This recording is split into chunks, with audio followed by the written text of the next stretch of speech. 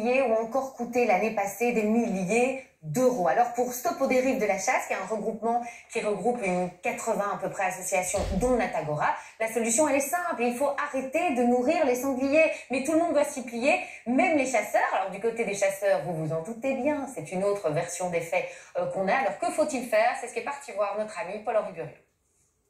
Frédéric est agriculteur. Les sangliers, il connaît, il les suit à la trace.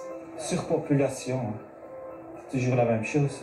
Voilà le travail d'un sanglier. Ça, c'est un sanglier. Il a des terres, il mange 2-3 fois dedans, puis elle reste là. Coût des dégâts, 10 000 euros, des sommes qui progressent d'année en année. C'est toujours la même chose. C'est encore un gros propriétaire qui nourrit les sangliers aussi bien que les cervidés. La population de sangliers est toujours plus grande.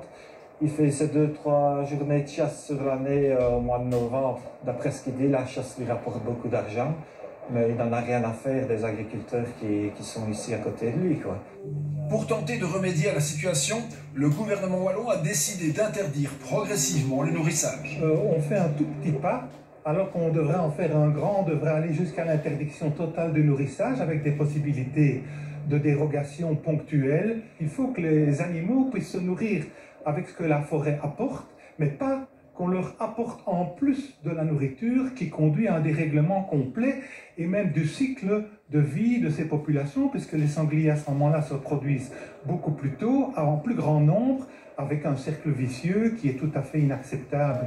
Aujourd'hui, du côté des chasseurs à Thérouagne, même constat, les sangliers sont en trop grand nombre.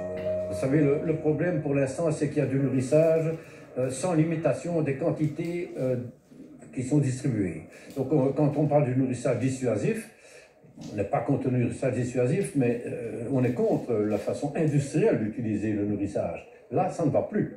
Autre mesure soutenue par la région, le tir de nuit, mais uniquement avec des lampes pas assez efficaces pour les chasseurs. Maintenant, vous savez, dans tous les pays voisins, on tire la nuit, mais on tire avec des optiques qui sont performantes pour tirer la nuit, soit des infrarouges, amplificateurs de lumière, enfin on a tout ce qu'il faut.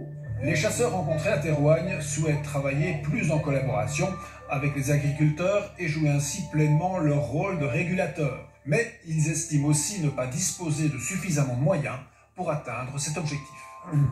Et je ne sais pas ce qui s'est passé aujourd'hui.